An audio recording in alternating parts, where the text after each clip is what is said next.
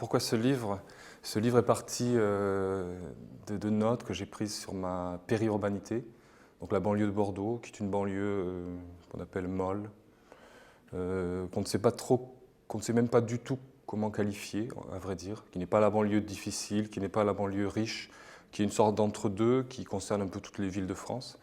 Et comme je suis anthropologue et que mon métier c'est de prendre des notes, j'ai commencé à glaner des informations sur cette zone périurbaine, avec au départ, ce qui est un peu le leitmotiv de ma démarche, l'idée d'un malaise vécu à titre personnel, d'évoluer dans ce type de zone-là.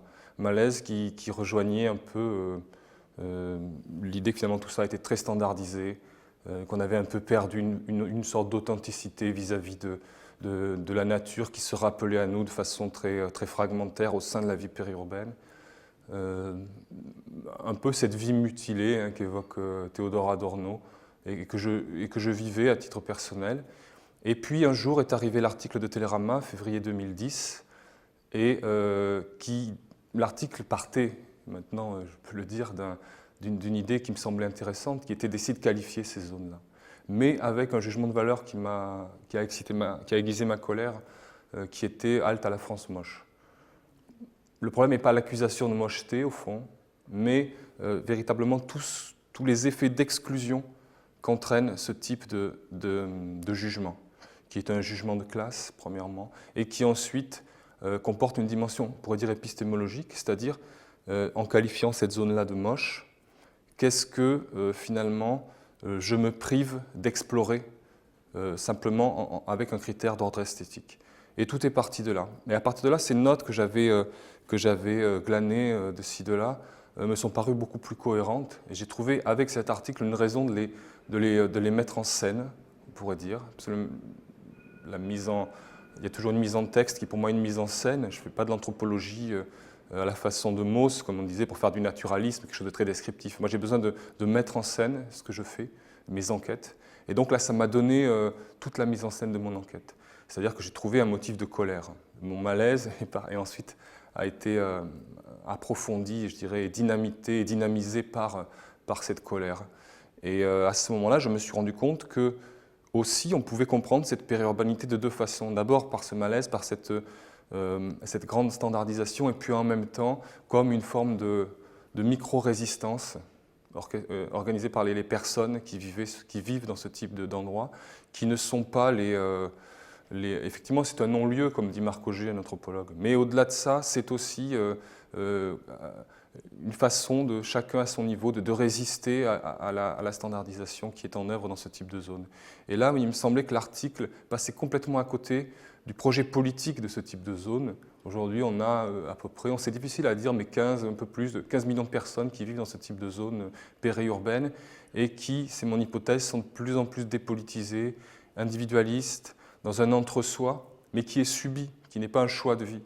Et là, je pense qu'il faut vraiment convoquer l'anthropologie et qu'un jugement esthétique ou un jugement d'urbaniste, ou une analyse d'urbaniste est insuffisante pour cerner le projet politique qui est en œuvre, qui n'est pas forcément une stratégie orchestrée par les puissants ou les gouvernants, mais qui est une sorte de laisser-aller, de négligence scientifique finalement, et médiatique, puisque c'est l'angle mort des médias, c'est l'angle mort de la recherche, c'est l'angle mort de la littérature, c'est l'angle mort des biennales d'art contemporain. On ne sait pas ce qui se passe dans ce type de zone. C'est une terra incognita, et là il y a un enjeu politique très fort. Je pense que, après, si on élargit un peu le débat, une sorte de carte géographique du monde est aussi constituée de ces zones où le langage n'a pas de prise, où les concepts ne fonctionnent pas, où les gens sont invisibles les uns par rapport aux autres. C'est ce qui se passe dans cette zone périurbaine. On est invisible vu d'en haut, on ne sait pas ce qui s'y passe, et nous devenons de ce fait invisibles à nous-mêmes de plus en plus. D'où ma colère de limiter ça simplement à un jugement esthétique.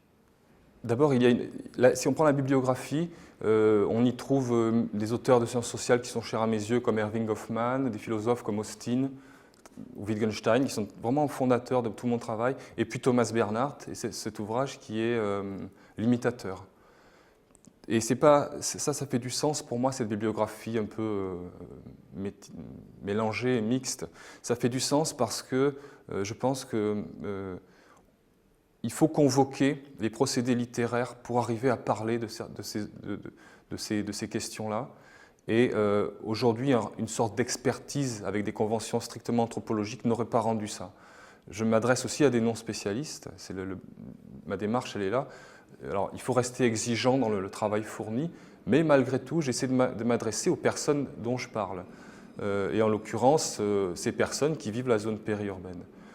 Enfin, le livre, vraiment, je l'ai fait pas du tout pour faire la rentrée littéraire, quoi, mais vraiment pour discuter, arriver à créer un espace de débat sur ces questions-là qui, pour l'instant, ne sont pas du tout abordées. Et pour ça, il faut convoquer une raison littéraire.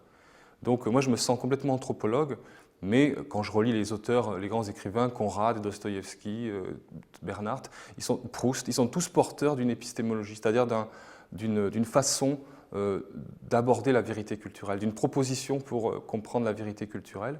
Et ça, je pense que l'anthropologie a beaucoup à apprendre de ces grands écrivains. Et j'ajouterais qu'il y a tout un travail aussi de recherche à engager, à mon avis, sur la forme. La chance que j'ai eue, c'est de rencontrer Alia, Gérard Bérébi, qui est un éditeur qui est vraiment soucieux de ça. Il m'a dit, vous êtes atypique. Et moi, je lui dis, oui, je me sens atypique, mais comment faire pour exprimer quelque chose avec cette marge, ce caractère atypique. Et c'est là qu'il m'a appris à travailler la forme, en fait. La forme justifie le fond, qu'on le veuille ou non.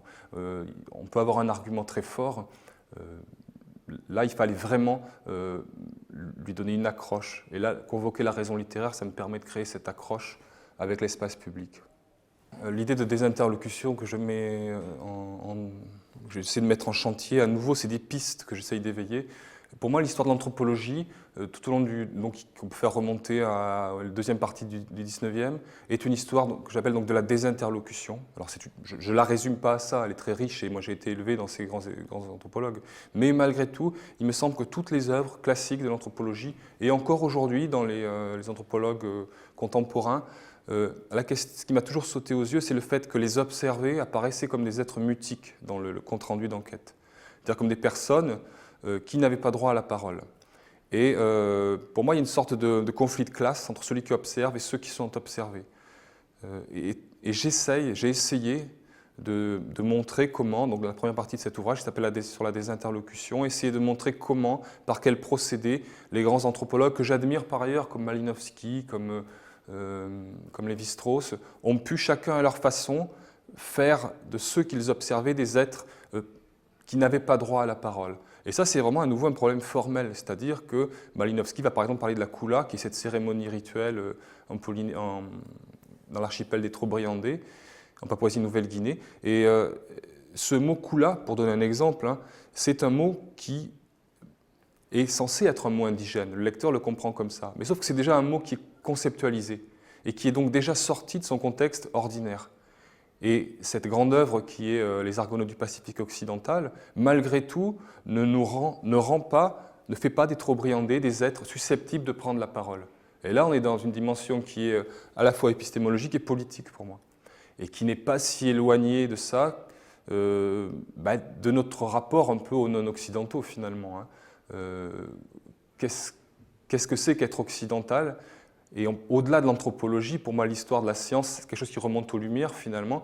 C'est l'invention de l'outre-monde, comme on disait à l'époque, en tant qu'être mutique. Dans les rapports formels d'anthropologues, de voyageurs, au départ. Et ça, c'est quelque chose qui me trouble beaucoup. Et partant de là, l'ordinaire, pour moi, ça serait retrouver cette situation d'interlocution qui est simplement le rapport, la conversation, pour parler simple, entre l'observateur et ceux qui l'observent ou celui qui l'observe.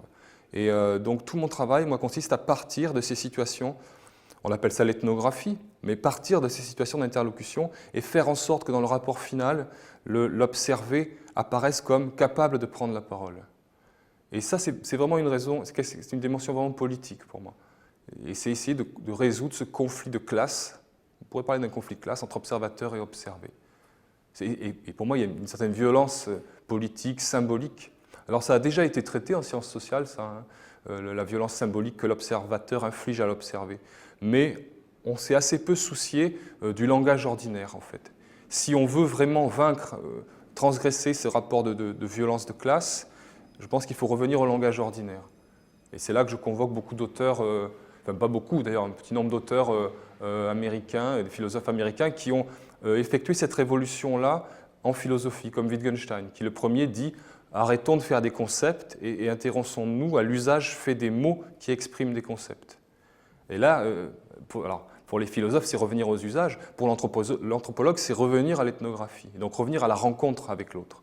Et là, pour moi, on peut, à partir de la rencontre, créer ce que Michel Foucault appelait une expérience de savoir, et qu'il dissociait de la connaissance. La connaissance, c'est la référence aux lumières, c'est des informations closes finalement. C'est le modèle de Descartes, se rendre maître et possesseur de la nature.